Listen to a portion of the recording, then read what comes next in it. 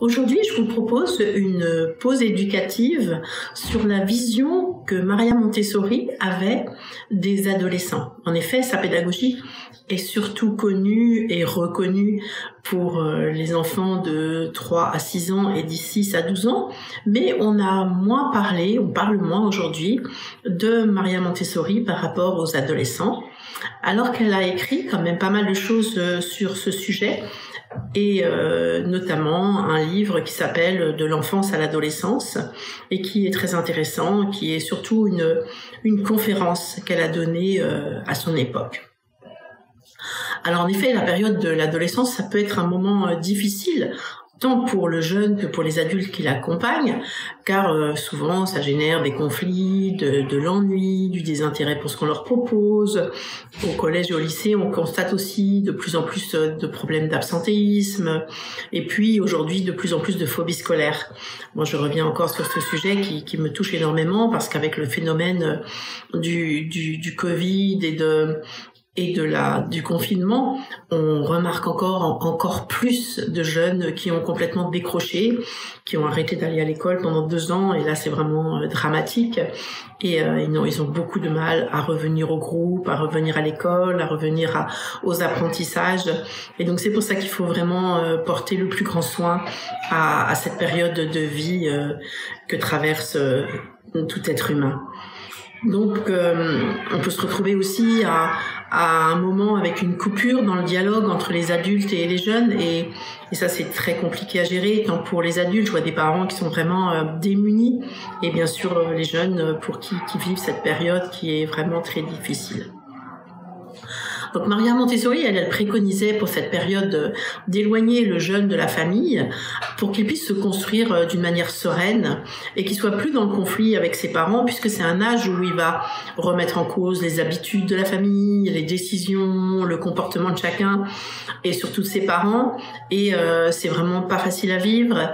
Et donc elle disait que c'était un âge où l'enfant ou l'adolescent avait besoin de quitter le cocon familial pour vivre dans une société avec ses pairs. Donc elle disait qu'il fallait les installer dans ce qu'elle a appelé les Erdkinder, qui veut dire terre des enfants, et elle expliquait parce qu'il faut que la terre des hommes devienne la terre des enfants pour que la terre des enfants devienne la terre des hommes. Donc c'est une phrase qu'elle a dit dans une de ses conférences.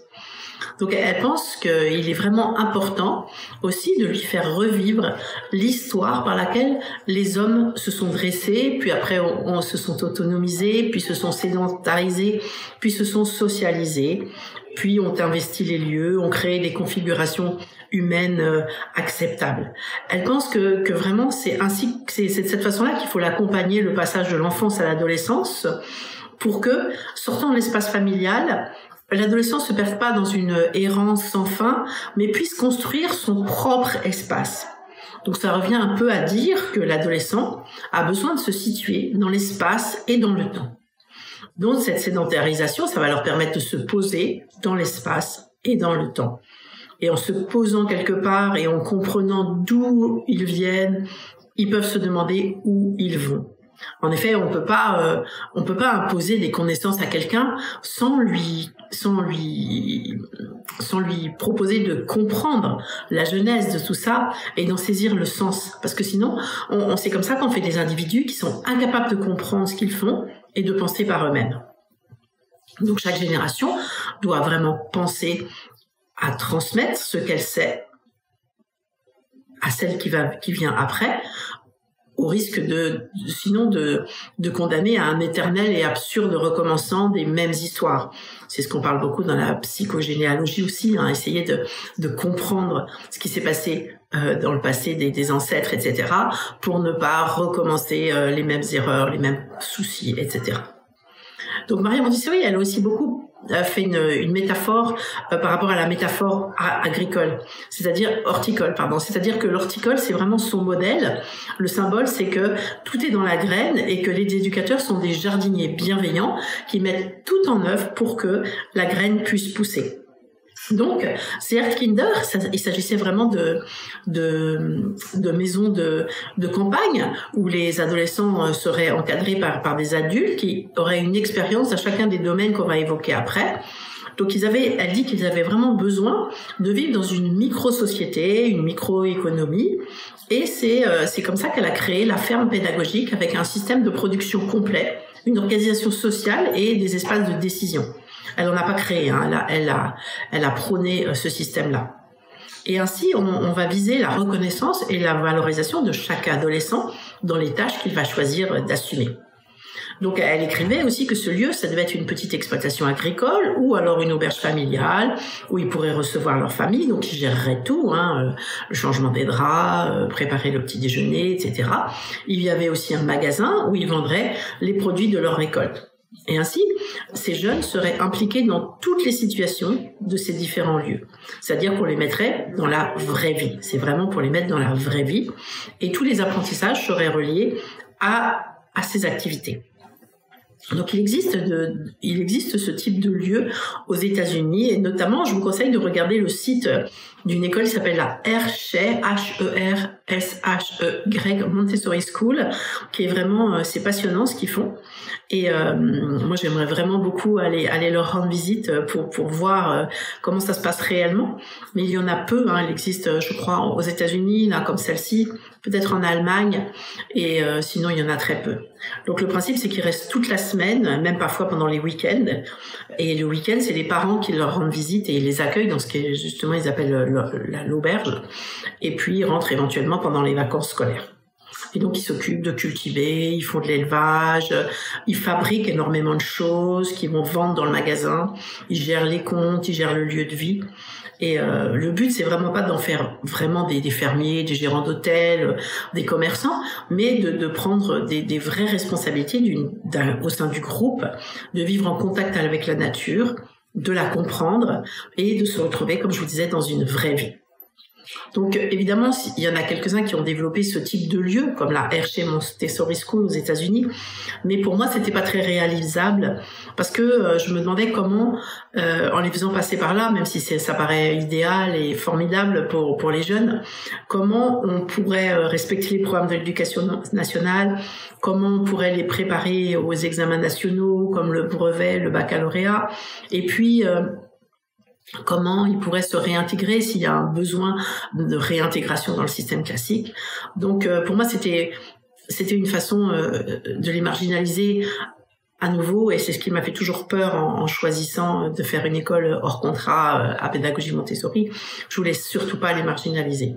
Donc j'ai créé mon collège il y a près de 30 ans en basant sur les valeurs développées par Maria Montessori, mais sans marginaliser les jeunes. Donc j'ai créé ce collège avec le respect des valeurs, c'est-à-dire reconnaître la différence de chacun, faire des plans individuels en fonction des besoins de chacun, avoir un grand respect pour le jeune, que le jeune ait un grand respect pour les adultes, la mise en place de projets collectifs, le mélange des âges, le mélange des classes, et une relation vraiment d'extrême bienveillance de l'adulte envers ces jeunes, pour que l'adulte, on va en parler après, mais soit plus un mentor qu'un donneur de leçons, et que le jeune puisse se confier, que le jeune aussi que ce lieu scolaire soit un véritable lieu de vie, hein, plus qu'une école, c'est un lieu de vie. Je leur prête les locaux pour qu'ils fassent leur soirée, ils peuvent y rester plus tard le soir, ils peuvent arriver plus tôt le matin, il y a un potager, il y a des animaux, ils vivent aussi avec le mélange des âges, avec les plus petits qui peuvent aller voir, il y a certains jeunes qui vont faire lire les petits, d'autres qui vont aider dans les classes. Voilà, tout mettre en place justement pour que ce soit cette vie de micro-société en confiance les uns avec les autres, et que chacun y trouve sa place, hein. Aussi un grand respect de qui ils sont, et que chacun soit qui il a à être, et qu'on se moque pas de lui, qu'on l'intègre comme il est, et avec aussi beaucoup de gentillesse, le développement de valeurs humaines très très importantes, de paix. Donc ce sujet, j'en ai parlé dans l'épisode du 15 juin 2020 de mon collège, de notre collège, et donc vous pourrez l'écouter, donc l'épisode du 15 juin 2020.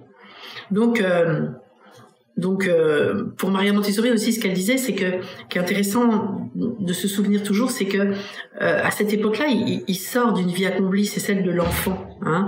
Il a fini cette vie d'enfant qui va créer l'homme, et donc c'est pour ça qu'il crée ils considèrent l'adolescent comme un nouveau-né, et donc comme un nouveau-né social, elle appelle, et elle considère que ce nouveau-né a besoin de soins très délicats.